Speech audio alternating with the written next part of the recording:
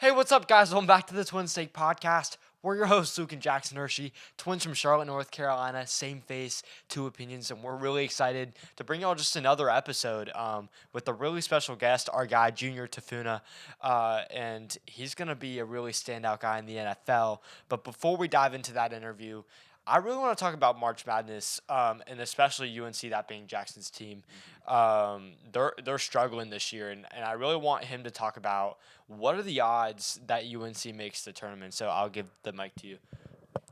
Yeah, for sure. Right now, Carolina's not looking too hot. Then again, they just had a great win against NC State, but overall as a record, they've lost way too many quad one wins, and really, it was really close against Michigan State, really close against Florida, and really close against a bunch of other teams. They just weren't able to pull it through in the last couple minutes, and it's ultimately impacted their overall record. And now they're sitting on the outside of the bubble, looking into the tournament, and they're probably going to have to either win out the regular season and knock off Duke, or make it really far in the ACC tournament with some help of other teams losing because they need those quad one wins, and they really just don't get those in the ACC.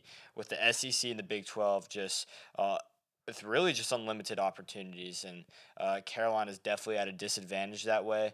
The only thing that really is on their side is the fact that Carolina has faced one of the hardest regular seasons out of conference in the entire country. So it'll be an interesting next couple of weeks to finish out going into March, but man, things are getting interesting. Yeah, and I think what you mentioned was really interesting because you said they had to beat Duke. I don't think they can do that. Duke is really strong this year. Malik Brown going down will be interesting. But yeah, March is always fun with basketball, and we're excited to see what's next.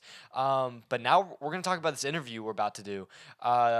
We really just wanted to talk with Junior about his story, his life, and really the process through Utah, and take you guys behind the scenes of what an NFL draftee, a guy that's going to go through the whole NFL draft process, like what's that really like, and take you behind the scenes. And Junior Tafuna is doing that right now. Just finished the Reese's Senior Bowl, and NFL draft is coming around the corner. We're hoping he goes to the Panthers, but it'll be interesting. So without further ado, let's dive in. Junior Tafuna, let's go. Hey, what's up, guys? Welcome back to the Twins Take Podcast, and we got a really awesome guest hopping on with us today. Captain, defensive tackle for the University of Utah, now going into the NFL draft. We got Junior Tafuna, man. Thank you so much for hopping on. Yeah, man, no worries, man. Shoot, wouldn't spend my Sunday anywhere else. Be around some twins, some brothers. So yeah, thanks for having me on. Love it, man. Love it. I guess the first question is like, how has this draft process been for you? Is it exciting? Is there like nerves with it? Like, what's this process been like? Yeah, man. I mean, early on, I would say there was little nerves, but as you go throughout the process and playing bowl games and train and all that, like it all dies down just because it just feels like, at least for me, it just felt like I was gonna do this at one point, and it's what I need to do. I mean, I dreamed of it my whole life, and so at one point, your reality just takes over, and you always tell yourself that basically you were born for this moment, you were born for this, and so that's how I've been approaching it. Man, I love it. If we just kind of want to start the whole thing from the beginning, when did you really start to get into football? Man, it first started when I was like 6 years old playing flag football. I was a running back. I was torching everyone down the sideline, scoring a touchdown. And that was like the biggest high of my life as a kid, and that's where it really took off when I was like 6 years old. So yeah, that was my first introduction to football. Yeah, man, that's awesome. Did you play any other sports growing up? Yeah. I mean, soccer was my first sport. I didn't know how to kick a ball straight into a goal. I was a great defender, but never really figured out how to score. Same with us. It's all good. Yeah, yeah. So obviously, I mean, you obviously get pretty good at football. When in kind of high school did you figure out like, man, I think I can play this game at the next level? Man, it really came like my junior year. I Yeah. mean, all my best friends around me, their name was Lalani and Samote. They were like highly recruited, like ever since like sophomore year out of high school, Wow. and they got a lot of offers. And I was still playing. I didn't know if I was gonna really gonna get offered or anything. But then junior hmm year came. I played running back my whole life, and then I switched to linebacker. You know, That's a big change. yeah, the best side of football is defense, I feel. And so, and then, had some great success there, and that's where it really started to where I really started realizing, getting noticed. For sure. How big of a change was it to go from running back to linebacker? Because I'm the same way as you. I like defense way more, but like that's not an easy change necessarily. Yeah, man. I mean, the change was shoot. I mean, yeah. Honestly, you're tackling all the running backs now. I mean, it was honestly, I felt like it was a smooth transition, really, just because I had the speed already, and it was just learning, like dropping back and covering was probably the hardest Hmm. part was one-on-one coverage, but I got better at that just because I was guarding this little white kid, and he's not a little white kid, but he's a great wrestler. He went and played Southern Utah, but he was shifty as heck. I swear he was like Christian McCaffrey. He really That's was. so crazy, I went man. against him every day, and then he literally got me better. So Man, that's yeah. super cool, and obviously that prepared you better for college. What was the recruitment process ultimately like? I know you said your friends got recruited early on, but after switching positions, what was that recruitment process like? Man, I mean, towards the end of my junior year, I mean, we went and won a state championship, and that's where my first offer came was after that game. BYU, that's our rivals, right? So they were my first offer after that Wow. game. So, and then later on, like I guess like 3 days after, Utah offered, and so yeah, the recruiting process was yeah. I mean, after I got those two offers, it was really over for me. I mean, I knew where I wanted to go, and like Wow. I didn't shut down my recruitment, but like I knew where I was going. Right. I left the door open for other options, but ultimately in the end, I knew where I was going. Dude, that's a cool story. What was that feeling like? I mean, winning a state championship. I mean, that's not easy to do, and that's awesome on its own. But to win the state championship, to get your first offer, like those couple of days, like what were the emotions like going through, winning and then getting your first offer? Man, it was yeah, it was the best feeling. I mean, that next morning I woke up and posted on my social media like I'm a state champ. Like it's crazy because Fetty Wap, right? That was a guy that was like his music was blasting around there. So I was blasting Fetty Wap playing. I woke up a state champion today, and then that having it again that first offer really took a lot of I guess a lot of doubts and weight off my shoulders. And at that time, took at least for me, it took a lot off my parents, because I don't want them to, at least for me, I don't want to have to rely on them to be able to put that on them. So Well, I'd say I mean, that's really cool. And eventually you get to Utah. Um, were the practices there a lot harder than what you were expecting compared to high school ball? man, I would say yes, but I felt like where I played at, did a great job preparing me. I mean, before that, I went on a mission for a year to Cape Verde, Hmm. Africa, but then I came back. I mean, it just felt like I was like the work wasn't anything new. I mean, if anything, it was more intense. And so Right. going through that program at Utah, I went to Bingham, it's called, and then it just prepared me. I mean, there was a bunch of competition over at that school, and going to college, it didn't feel like there was a change. The only change was the intensity and just older men. Wow. you know, What was it? What was it like being in Africa? yeah, man, dude, it'll change your whole point of view. I mean, shoot, America, man, God bless America. I love it. I love being really, man, big American guy, and going to Africa, man, just crazy third world country, and Yeah. just makes you grateful. You see perspective from a lot of people out there, but yeah, for how much they got, they're probably one of the most happiest people out here on earth. So It's always I always find like it's like the problems we deal with on a normal day like seem bigger until you look at like people in a third world country that like really it's I mean it's just not even comparable, and I think that's really cool that you kind of got to see that. So you're at Utah, and was your first year at Utah, was that COVID year or was it the next year? yeah, yeah, my first year at Utah was COVID year. So how tough was that? Like, I mean, you're training, you're lifting to go into your first year of college, and like, I mean, y'all didn't even get to play that first year, right? Yeah, yeah. So man, it's funny you mention that because I really didn't have any expectation. Like came up from a mission, I was like, I, Hmm. I knew I wasn't gonna play. I mean, like, shoot, it's been a year. I played ball. I was like, I was gonna come in and waltz in and just get right. Literally, that's Yeah, how it was, yeah. just getting right. And on that. That was like my developmental year. I came in. They put me to defensive end. I didn't really play that, and then but it was more so just going in and developing, and so Mm. that's what I did that first little COVID stint, and just watching my boys play. It was weird. The stadiums were empty.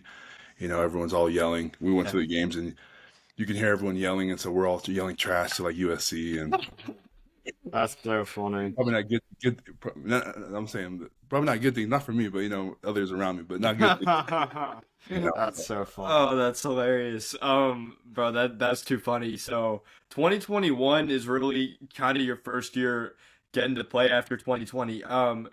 Y'all, I mean, even watching kind of your journey, watching like just your story. I mean, it's crazy. I mean, you've played like pretty much your whole career while you've been at Utah, which that's really awesome. And a lot of guys don't get to do that. What was it like? I mean, that especially that 2021 team, like that was a special team. What was it like going and winning a Pac-12 championship? And really, I mean, really, that team could have made the college football playoffs.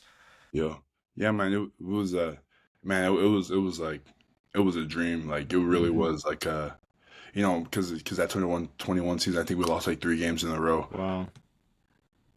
Then I think we not in a row, but we ended up going to win everything after that. But playing in that even as a freshman, I mean, it was unreal. I mean, we had great leadership, and that was one of the reasons why I felt like I played really well. Is because I didn't have to do anything. I had all these Mhm. vets around me, and I kind of just sit back and watched, and took their feedback, and because you're surrounded by so much veteran or veterancy, I don't know if that's a word, but because you're Yeah. surrounded by so For much sure. people who have so much experience, it Yeah. just makes everything a whole lot easier. So it's crazy how it happens. Yeah. Man, I love it. How big of a role has your family played throughout your football journey? Man, I'd say right now, I got my wife and son, and Hmm. Yeah. yeah, they're right now they're playing the biggest, most important part right now, and Yeah. Hmm. they're here with me right now. They're sleeping right now, but them being with me has allowed me to just, you know, I thought I knew my why in college when I married my wife, and I thought she was my why, but then you end up having a kid, and it just like it just becomes what do you call? It just gets echoed like 20 times more, and so now I know what I'm playing for, and so it's just nothing can go wrong if especially my faith. So I mean, it's crazy. So yeah, Bro, I think the cool thing is like your son's gonna get to kind of watch you like go through this journey of like go from I mean if you I don't know if you'll remember but get to watch you go from college to pro and then like I mean get to watch you in this next journey. I think that's really cool. Did you kind of have any mentors while you were at Utah like that really kind of stuck out to you on the football side? yeah, it's a teammate and then the coaches. So I'll say my first teammate. His name is Hawati Pututao. He's Hmm. he's like 6'4". Holy crap. Yeah, he's Polynesian, obviously. I mean, he was the biggest mentor, if anything, more friend to me.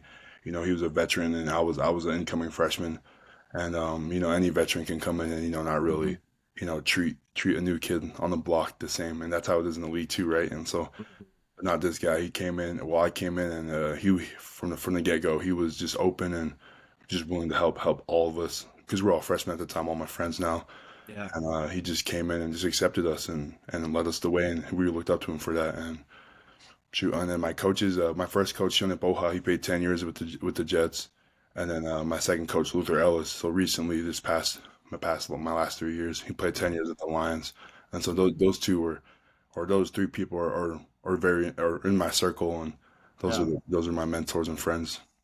I think it's so important to have those people, and that's really that's just really cool. So I mean, you're just now finishing your time at Utah. Do you have any favorite like memories or stories while you were there? Yeah, man, I would have to say, man, there's a lot of good things, and there's also we also seen a lot of the bad things. I would say, man, I would say the Rose Bowls, I'd say the Rose. Yeah. Mm, If I could, yeah, the first Rose. I mean, both Rose Bowls were great, but I'd say the first Yeah. Rose Bowl was probably like that was the best thing ever. It was walking out as a freshman, seeing that stadium full was like you couldn't even believe it. hmm it looked like something out of a Cars movie, when they go to the Grand Prix. Crazy. That's It so looked like, crazy. yeah, Man, that's crazy. Oh, and I forgot to ask you. I know that the Pac-12 got disassembled, and all the teams kind of split up into different conferences. yeah. What was that transition like for y'all playing from the Pac-12 to the Big 12? I mean, that was, I mean, even for us, like, I mean, growing up, like, I mean, we're used to like the conferences. I mean, I'm sure it was even weirder as a player to be going through that. What was that like? Yeah, man. I would say the transition wasn't anything different. If anything, I mean, you're just playing new teams. I mean, it Right, was Yeah. just, but yeah. I mean, I think the weirdest thing was like not playing those former Pac-12 teams. That was the Mm-hmm. weirdest thing. And Mm-hmm. being in the Big 12 conference, I loved it. I mean, really do. I mean, it was a great conference to be in. But man, that Pac-12 will always be in my heart. So yeah, Man, it's definitely, I would say, like, it's definitely weird for me to be watching these teams I've grown up like Utah in the Pac-12, like being somewhere so, like it's weird to watch, but you almost just have to adjust. So now you're entering the NFL. I meant to ask you this. Did you like what was kind of like the biggest adversity you kind of faced during your football journey, and like how did you kind of overcome it? yeah, dude. My biggest adversity is funny you mentioned it, is my own family. So Yeah. that's like my biological family. Um, And just because 2021, I burst on the scene, have like the greatest year of my career in football, and sometimes family, and I got married to my wife at the time, and Mm-hmm. being young, and it was just rough, biological family coming like, we need all these tickets for this, like it's crazy, but yeah, that was definitely a rough point in my career, and and sometimes you got to learn those lessons of like who. So for me, it was my wife, and I married her, and you take those vows, choose to love them, and treat them the best of who they are, and they're your other half, and so it took me a year to figure that out. It caused a lot of pain on both sides, right? And it ended up just choosing my wife, pausing that communication, putting it to the side because I was a husband and I'm a father, right? And then I have to play football, and then the only way you can play football at the highest level is being mentally free and taking care of everything off the field, your off the field issues. And so doing that just allowed me and my wife's relationship to grow, and it's been an all time high now, and right now just for the NFL now it just feels like on a high right now. So just gonna keep doing those things until God says otherwise. So Yeah, I mean, I think adversity is always the toughest thing to go through, but it kind of shows like God's ultimate plan. I think that's really cool. So now, dude, now you're going on to the NFL. You're going through all of this processes. You've gone to the Senior Bowl. You're about to go into the Combine. I wanted to ask you about the Senior Bowl first. What was it like competing against the top guys in this draft class in the country? I mean, I feel like if I was in that, I would be a little nervous. What was really your kind of experience? yeah, so it's real interesting. I don't know if you guys know, I was a late invite, so Oh, I really? got added on like the day before, and some guy opted out, and then Jim Nagy called me and gave me the invite, so I was their next guy Wow. up. So I played in the Hula Bowl before that, and then balled out over there, and then, but yeah, going to the Senior Bowl, it felt like definitely had a chip on the shoulder, and it felt like that. But it's a good chip on the shoulder, not a bad chip. I never want to see it as a bad chip, and um, the way I approached it was, sorry, I'm talking so fast. I'm excited about this. My No, you're good. Bro, go for it. breathe, but yeah, like going to a Senior Bowl, how I approached it, because you're right, like you said, you get nervous, right? But I was probably nervous for like that first day, but then Mm-hmm. I talked with this guy named Mike T, and he was just like, he's like, why do you play? And then I was like, playing for my son, I got my wife at home, and we had a good conversation like that, and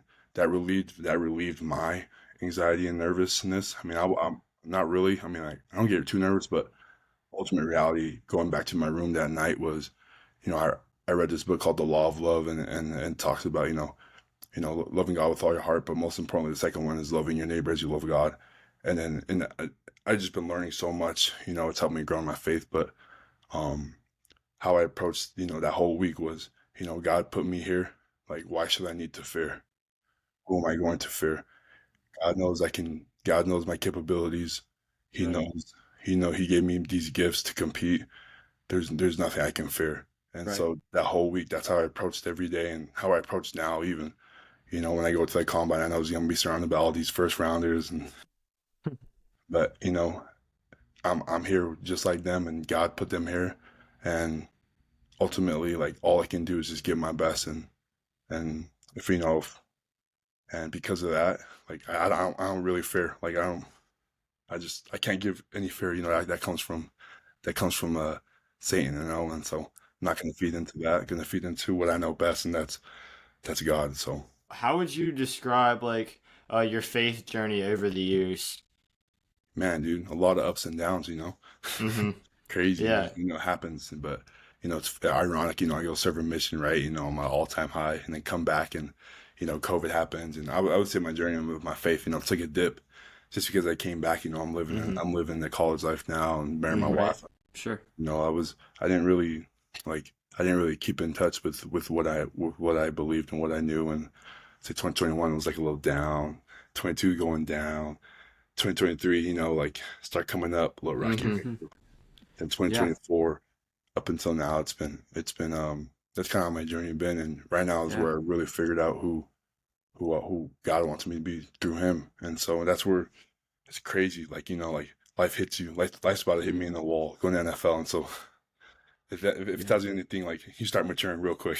Oh, for sure. So Oh, for sure, man. I think and I think the cool thing is like I mean that college life is amazing and it's kind of done its time and now like you're on a whole nother journey right now or what are you kind of most looking forward to with the combine and meeting new coaches? man, and just looking forward to just being myself. Mm, Just showing them who I am.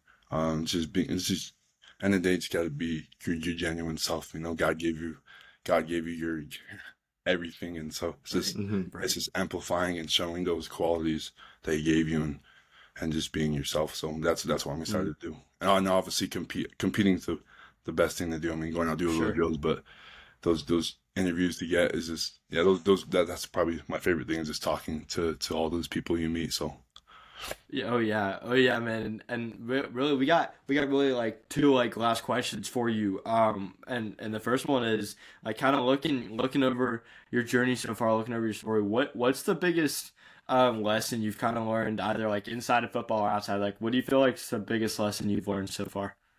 yeah, man, dude, shoot, yeah, the biggest one I learned in football is just not to overthink. Yeah.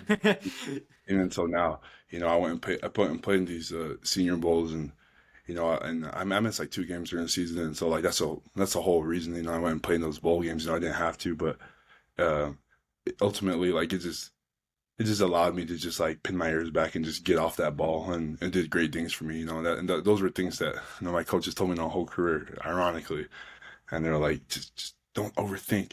And then when you think you're not overthinking, you're overthinking. Bro, the amount of times I've been told that exact line is crazy, which I think that's hilarious. Like, what were you gonna say? And our last question is a little different. I guess if you look over and kind of looking back over your whole journey now in Utah and high school, do you have a favorite like story that kind of sticks out to you? Yeah, man, I would say, man, my favorite story is probably just how my story even started. Is just I played linebacker my whole career, Yeah, or running back my whole career. Go to high school and switch me to linebacker, and then come back from a mission, and they switched me to D tackle. Never yeah. played that position, and and then that's probably my favorite highlight of my career was doing that because I wouldn't if I hadn't switched and I hadn't you know I chose to do that. Ultimately like ultimately do that, then I wouldn't be where I'm at right now, and I wouldn't even be talking to you guys. So yeah, Bro, we appreciate the time for you coming on. We're excited for draft night for you. We're gonna be watching, and we're excited to see what's next and what God's plan is for you. But dog, thanks for taking the time and coming on with us. We appreciate you. yeah, Luke and Jackson, man, thank you so much. Yes, sir, of course.